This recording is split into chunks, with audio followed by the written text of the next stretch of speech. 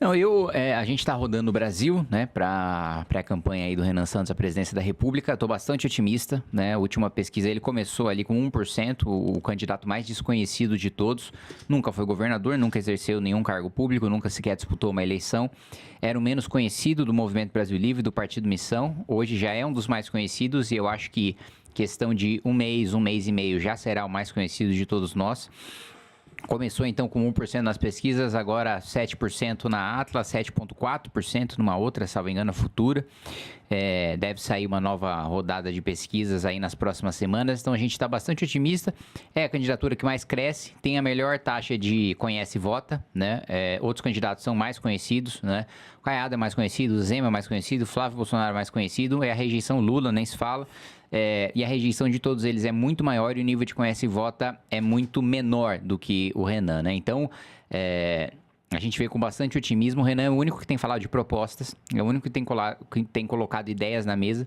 O Lula já há algum tempo disputa a eleição sem ter proposta nenhuma, só baseando na própria figura, na própria imagem ali do PT. E o Flávio Bolsonaro, a última vez que ele foi falar de proposta, ele disse que não poderia abrir o seu programa, senão iria ser criticado. Foi bom, você quer disputar a presidência da República sem mostrar sua proposta porque está com medo de ser criticado? Fique em casa, então, né? Bom, eu vou pegar uma carona que você disse aí sobre o crescimento exponencial que vocês estão tendo. Mas tem um problema, vocês vão chegar, vão bater no teto. Tradicionalmente, dentro da política brasileira, historicamente, os candidatos, com exceção do Collor e do Jair Bolsonaro, que saíram fora do espectro normal de candidaturas conservadoras, centro-direita, direita ou centro-esquerda, ou esquerda, eles foram um ponto fora da curva. Vocês acreditam que pode ser um ponto fora da curva para furar essa polarização entre os 20% do bolsonarismo e 20% do lulopetismo e essa massa que está aí flutuando, que não sabe, parecendo barata voa, não sabe para quem vai votar, quem vai buscar? A maior parte do eleitorado, diz as pesquisas, não quer votar nem no Lula nem no Bolsonaro, né? Só vota para tirar o outro. 47%. Só vota para tirar o outro do páreo no segundo turno, ou seja, não vota em quem acredita mais, mas vota em quem odeia menos, né?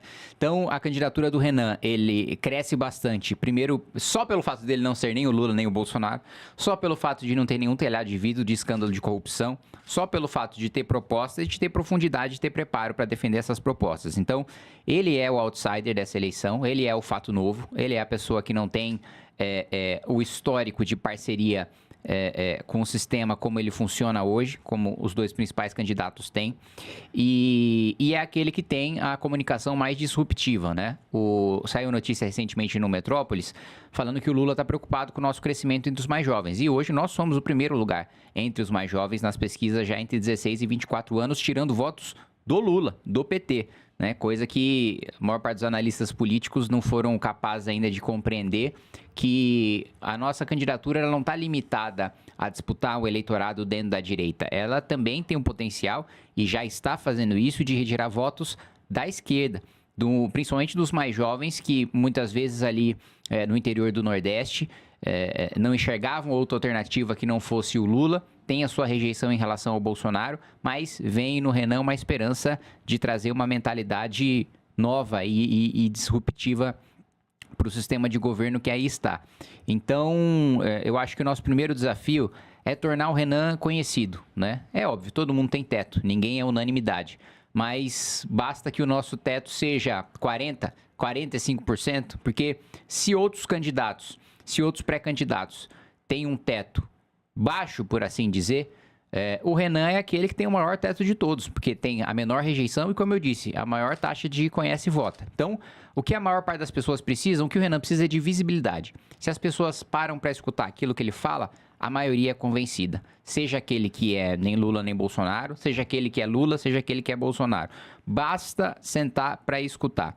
Hoje você tem, primeiro, um bloqueio em relação à TV e rádio, porque nós somos um partido na primeira eleição, então nós não temos esse tempo. Não tem tempo. E por outro lado também, muitas pessoas que acompanham política por rede social, que são bolsonaristas ou que são petistas, só pelo fato de ser uma pessoa que não é nem bolsonarista nem petista, não aceitam escutar. Mas quando ele tiver num debate de televisão, apesar de não ter tempo, praticamente certeza que ele deve estar nos debates, essa pessoa vai escutar. E eu acredito que boa parte delas vão ser convencidas. O Kim, eu queria fazer uma pergunta, puxando o gancho da questão que você mencionou, que o Missão e o Renan, em tese, não vai ter tempo de televisão. Só que as pesquisas estão mostrando que o Renan está se firmando como o terceiro candidato e deve chegar ali em agosto com algo mais de 10% de intenção de voto. Existe alguma possibilidade de aliança? Já foram procurados para alguns partidos ou não? É chapa pura mesmo? Não, deve ser a chapa pura, até porque é difícil encontrar partidos que deem força e que apoiem nomes republicanos para compor uma eventual chapa, né? A gente não aceitaria, como Flávio Bolsonaro disse que o Ciro Nogueira era o vice dos sonhos. Pra gente é o vice dos pesadelos, né? Tem um corrupto como Ciro Nogueira, um dos ícones ali do Centrão, um dos melhores amigos de Daniel Vorcaro, ser o nosso candidato a vice. A gente não vai aceitar qualquer tipo de indicação de gente que esteja envolvido com escândalo. O nosso sarrafo, aliás, é muito maior do que honestidade, porque honestidade é um pressuposto sequer. Você não fica discutindo na Dinamarca se o candidato é honesto, porque isso é um pressuposto para qualquer cidadão. É princípio básico. É uma coisa basilar, né? O nosso sarrafo é muito maior. O sujeito precisa estar preparado, precisa estar alinhado com os nossos valores. E a nossa linha de corte para preparo, principalmente para eleições majoritárias, é alto. A gente tem uma preocupação grande com a imagem do partido, a gente tem uma preocupação grande de mostrar para as pessoas que não só a gente é uma alternativa nova em relação àquilo que está aí, mas que a gente tem proposta e que a gente tem a capacidade de implementar essas propostas e de fazer a defesa pública dessas propostas. Então, eu acho muito difícil alguma composição. Não vou falar para você que é impossível, não vou falar para você que não vai acontecer, mas eu acho muito difícil. Dentro dessa linha sua aí, você acha que o partido pode incorporar o antipetismo e o antibolsonarismo simultaneamente? Não tenho a menor dúvida. A pré-candidatura do Renan representa isso. E ele vai para cima... Veja, em relação ao escândalo do Banco Master, tanto o PT e o Lula estão envolvidos, como o Flávio Bolsonaro e parte do PL estão envolvidos também. Nós não temos nenhum rabo preso com o Banco Master. Então, o Renan, no debate, ele pode, com toda a liberdade do mundo, perguntar para o Lula, presidente, por que você recebeu o Vorcaro numa agenda secreta, chamou o presidente do Banco Central para servir cafezinho para o Vorcaro, chamou o ministro de Minas e Energia para tratar dos assuntos de mineração do Vorcaro e até aconselhou o Vorcaro a continuar com o banco, né? Você virou conselheiro de banco, você não era o cara que combatia as elites, né? E agora você colocou lá o presidente do Banco Central para fazer sala pro Vorcaro. É a mesma maneira perguntar pro Flávio Bolsonaro, porque você foi visitar, primeiro você disse que não conhecia o Vorcaro. Aí você foi desmentido com o áudio de você chamando o Vorcaro de irmão. Aí você disse que só chamou ele de irmão e só falou com ele antes de saber que ele era bandido. Aí depois de preso, quando ele estava com tornozeleira, você foi visitar e, segundo o Valdemar, presidente do seu próprio partido, foi para cobrar mais dinheiro. Então, assim, eu acho que ele vai representar esse espírito. Eu acho que, sinceramente, nós estamos com uma grande expectativa para os debates, que acho que vai ser uma experiência catártica para mim, para todos que fazem parte da militância do Partido Missão, porque a diferença de preparo, a diferença de rapidez de pensamento, a diferença de profundidade de proposta, a gente está prestes a lançar o nosso livro amarelo, que é a conclusão, né, a síntese daquilo que a gente acredita para cada setor, e não existe, eu garanto para você, estou fazendo a revisão desse programa, não tem nada mais detalhado, mais profundo e com mais paralelos internacionais em nenhum outro plano do governo.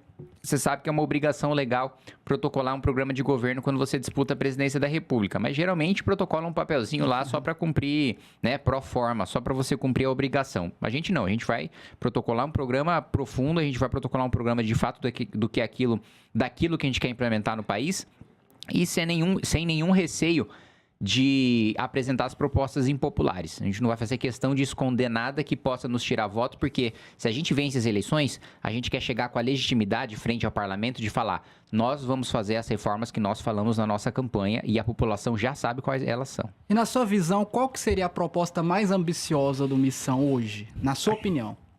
Não, a mais ambiciosa é, de fato, decretar um estado de defesa para a gente promover a retomada de territórios do crime organizado, né? Porque Não tenho a menor dúvida de que vai ter um grande escândalo por parte da imprensa, um grande escândalo por parte de partidos de esquerda, dizendo que a gente está dando um golpe, dizendo que a gente está implementando uma ditadura. E o Supremo? Quando o Supremo também pode ter gritaria, porque eu não tenho dúvida de que...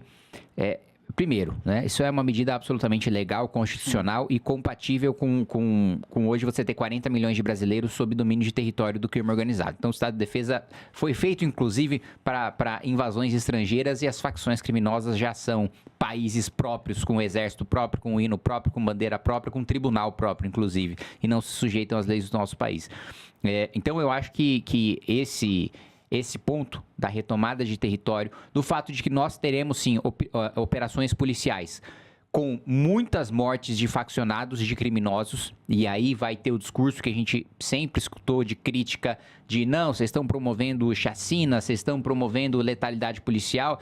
Não existe retomada de território sem a morte de faccionado. O faccionado não vai abrir mão das suas armas, do seu fuzil e deixar o policial pacificamente entrar no seu território para fazer a retomada.